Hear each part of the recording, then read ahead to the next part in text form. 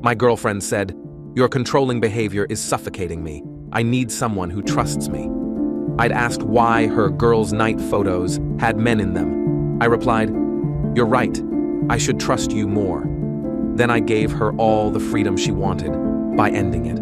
When she realized freedom meant no safety net. I, 31 male, am currently sitting in my living room, drinking a beer that cost $2.50 and enjoying the absolute silence of an apartment that no longer smells like overpriced vanilla candles and deception. To understand the sheer absurdity of the last week, you have to understand my ex-girlfriend, Bex, 26 female. Bex is someone who speaks fluent TikTok therapy. Everything is a boundary, every disagreement is gaslighting, and any expectation of accountability is toxic behavior. We've been together 2 years. I pay the rent, the utilities, the internet, and the lease on the Audi A3 she drives because her credit score is lower than the temperature in Alaska. She works part-time as a social media coordinator for a boutique, which basically means she posts Instagram stories for $15 an hour and spends the rest of her paycheck on Revolve hauls. Last Tuesday was the catalyst. Bex told me she was having a girls' night with her best friend Kenzie. Standard stuff. I stayed home, ordered a pizza, and played video games. Around 11 p.m., I checked Instagram. Kenzie had posted a story. It was a boomerang of them clinking martini glasses at a high-end lounge downtown. Cute. Except, in the mirrored wall behind them, you could clearly see the reflection of the table. Sitting right next to Bex, with his hand casually draped over the back of her chair, was a guy. Not just any guy. This was Tyler, a promoter she had met a few months ago who she swore was just super well-connected and helpful for her career. I zoomed in. In the next frame of the story, a still photo, Tyler's hand was on her thigh. I didn't explode. I didn't smash things. I just screenshotted it. When she came home at 2 a.m., smelling like tequila and expensive cologne, I was awake. "Hey," I said, sitting on the couch. "How was girls' night?" "So fun," she chirped, kicking off her heels. "We just danced and talked. I'm exhausted." "Did Tyler dance too?" I asked calmly. She froze. The color drained from her face, then immediately rushed back in a shade of indignant red. "You were stalking my Instagram?" she snapped. "I watched Kenzie's public story, Bex. His hand was on your leg." She didn't deny it. Instead, she went on the offensive. This is her signature move. "Oh my God, Lucas. This is exactly what I'm talking about. You are so suffocating. It was innocent. Tyler is a friend. Why do you always have to make everything into a crime scene?" "His hand was on your thigh," I repeated. "He was being friendly. You're just insecure." She threw her hands up, pacing the room. "I can't do this anymore. Your controlling behavior is suffocating me. I need space. I need someone who trusts me implicitly without checking up on me every 5 seconds. I need freedom." She stood there, chest heaving, waiting for me to apologize. Usually this is the part where I back down, say I'm sorry for being paranoid, and buy her a sorry gift. But something in me snapped. Maybe it was the overdraft fee I paid last week because she used my card for a vital hair appointment. Maybe it was the lie. "You're right," I said. She blinked. "I am?" "Yes, you are absolutely right. I don't trust you. And you shouldn't be with someone who doesn't trust you. You need freedom." I stood up and walked to the door. "So you're free. We're done." She laughed. A dry, incredulous laugh. "Okay, Lucas, stop being dramatic. I'm going to bed." "No," I said, blocking the hallway. "I'm breaking up with you. The relationship is over. You want a man who trusts you? Go find him. But you can't live here anymore." "You can't kick me out," she shrieked. "I live here." "You're not on the lease, Bex. You've never paid a dime of rent. You're a guest, and I'm revoking your invitation." "It's 2 a.m. Go to Kenzie's, or Tyler's, since he's such a good friend." She stared at me, realizing I wasn't bluffing. Then the entitlement flared. "Fine, I'll leave. I don't want to be around your toxic energy anyway." She grabbed her purse and slammed the door. She didn't take a bag. She didn't take her charger. She assumed she'd be back in the morning when I came to my senses. I locked the deadbolt. Then I engaged the chain. Update 1. It has been 48 hours and the realization is starting to set in for her. The morning after she left, I received a barrage of texts. Not apologies, mind you, demands. "Bex, 8 a.m. I'm coming by at noon to get my skincare and my Dyson. Make sure you're there. Bex, 8:05 a.m. And transfer me $200. I had to get an Uber to Kenzie's, and you owe me for the stress. I didn't reply. Instead, I went to Home Depot and bought 10 large moving boxes. I spent the entire day packing. I'm a logistics manager for a shipping company. I know how to pack efficiently. Clothes in one, shoes in another, that horrific collection of beige hats in a third. I put everything in the living room. At noon, she tried to unlock the door. I had rekeyed the smart lock via the app at 2:05 a.m. that night. She couldn't get in. She started pounding on the door. "Lucas, open the damn door! My Sephora package is inside!" I opened the door. I blocked the entrance with my body. "Hey," I said. "Your boxes are right here." She tried to push past me. "I'm not moving out. You're being insane. We just had a fight." "We broke up," I corrected. "You said my controlling behavior was suffocating. I removed the control. You are free." "I have nowhere to go," she yelled. "Kenzie lives in a studio. I can't stay there." "Maybe Tyler has room," I suggested. She glared at me. "Stop bringing him up. This isn't about him. This is about you illegally evicting me." "I consulted a lawyer friend this morning." I lied. I hadn't, but I know the tenancy laws in my state. She hasn't established tenancy because she never contributed financially and isn't on any utility bills. "You're a guest who overstayed. Here are your things." I started shoving boxes into the hallway. "I can't take all this," she cried. "I drive an Audi. It won't fit." "Ah, the Audi." "Right," I said. "The Audi." I pulled out my phone. I opened the banking app. I canceled the recurring transfer for the car payment. Then I opened the insurance app and removed her as a driver. "You can take the boxes," I said, "but the car stays." "Excuse me?" Her voice went so high only dogs could hear it. "That is my car!" "Is your name on the title?" I asked. "No." "Is your name on the loan?" "No." "Do you pay the insurance?" "No."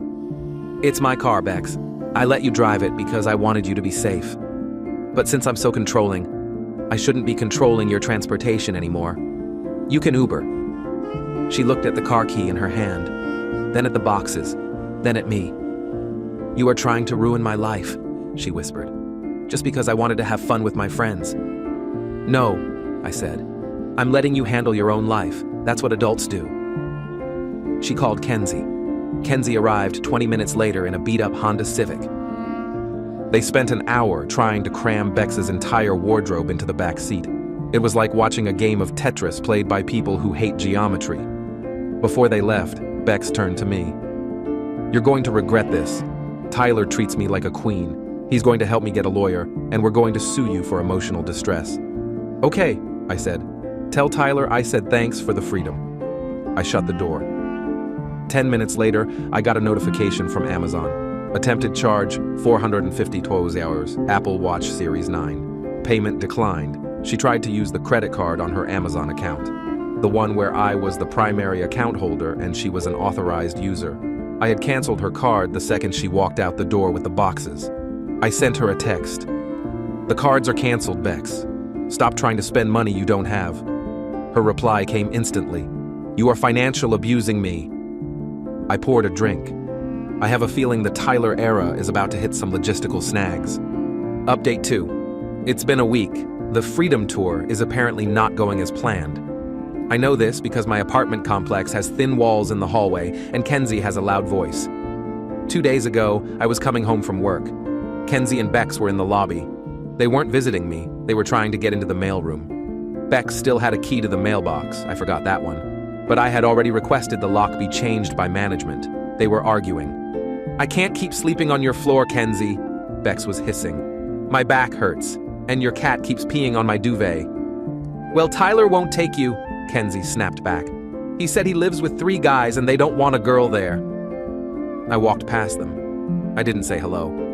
I just pressed the elevator button. Bex saw me. She rushed over. She looked tired. Her clean girl aesthetic was looking a little frayed. "Lucas," she said, putting on her soft, sad voice. The one she uses when she scratches the car rims. "Can we talk, please?" "I'm busy," I said. The elevator arrived. She blocked the door with her foot. "Please, I made a mistake. I was just stressed. I miss you. I miss us." You missed the apartment, I said. And the car, and the credit card. That's not fair, she cried. I love you. Tyler was nothing. He was just giving me validation you weren't giving me. So you were cheating, I noted. It wasn't physical, she shouted. Whatever. Look, Kenzie is kicking me out. I have nowhere to go. My parents said I can't come back to Ohio unless I admit I failed. And I can't do that. Please, Lucas. Just let me stay in the guest room until I get on my feet. I looked at her. I really looked at her. For 2 years, I thought she was out of my league. I thought I was lucky to have her. Now, I saw a 26-year-old woman with no skills, no plan, and no gratitude, demanding a safety net she felt entitled to. No, I said. What am I supposed to do? She wailed. I have no money. My paycheck doesn't come until Friday and it's only $400. That sounds like a problem for someone with freedom, I said. You wanted to be independent? This is what it looks like. It costs money. I pushed her foot away gently with my work boot and let the elevator doors close. As the doors shut, I heard Kenzie say, I told you he wasn't going to buy it. You need to sell the Gucci bag. I can't sell the Gucci bag, Bex screamed. It's my identity. When I got upstairs, I did a full sweep of the apartment just to make sure I hadn't missed anything of hers. I found a stash of her emergency cash in a hollowed-out book. It was $40. I put it in an envelope and taped it to the outside of my door with her name on it. Yesterday, I got a call from an unknown number. It was Tyler. Yo, bro, he said. He sounded exactly like a guy who wears sunglasses indoors. Look, Bex is freaking out. She's at my place right now crying. You need to step up, man. You can't just leave a girl on the street. She's at your place? I asked. I thought you didn't want a roommate. I don't, he said quickly. That's the point. She's killing the vibe. She keeps talking about rent and lawsuits. You need to take her back. She's your problem. She's not property, Tyler, I said, enjoying this immensely. She's a free spirit. She chose you. You won. Enjoy the prize. Man, I can't afford her, he blurted out. She wants to go to Nobu tonight because she's sad. I work at a juice bar part-time. Sounds rough, I said. Maybe you guys can split a wheatgrass shot. I hung up and blocked the number. Then the dirty tricks started. This morning, I woke up to an email from my landlord. Subject: noise complaint and unauthorized subletting. Dear Lucas, we received a report that you are running an unauthorized Airbnb out of your unit and that there have been domestic disturbances. She reported me. She tried to get me evicted so I'd be in the same boat she is. I went straight to the leasing office. I showed them the texts. I showed them the timeline. I explained that a disgruntled ex who doesn't live there is trying to swat me via HOA complaints. The property manager, a woman named Sheila who has seen everything, sighed. Is it the girl with the fake tan? Yes. She tried to get a spare key yesterday, claiming she lost hers. I told her she's not on the lease. She screamed at me that I was internalizing misogyny. I'm sorry, I said. I've changed the locks, and she has no access. Don't worry, Sheila said. I'll flag her file. If she comes on the property again, we're trespassing her. Bex tried to burn the house down because she couldn't live in it. I just got a notification on my phone, my car insurance app. Policy update. Vehicle Audi A3 has been reported stolen. She didn't report it stolen. She called the insurance company pretending to be me. She knows my social. To report it stolen, probably hoping the cops would pull me over or it would cause a hassle. Joke's on her. I have a voice passcode on my insurance account because of identity theft issues years ago. They flagged the call as fraudulent immediately. I'm currently on hold with the fraud department. I'm going to file a police report for identity theft. Not to put her in jail, necessarily, but to have a paper trail when she inevitably tries something else. Update 3. Final. It's been a month since the girls' night incident. The dust has settled, and the silence in my apartment is no longer weird. It's peaceful. Here is the accounting of the fallout. After the insurance fraud attempt, I filed the police report. An officer paid a visit to Kenzie's apartment, where Bex was officially crashing on the lease.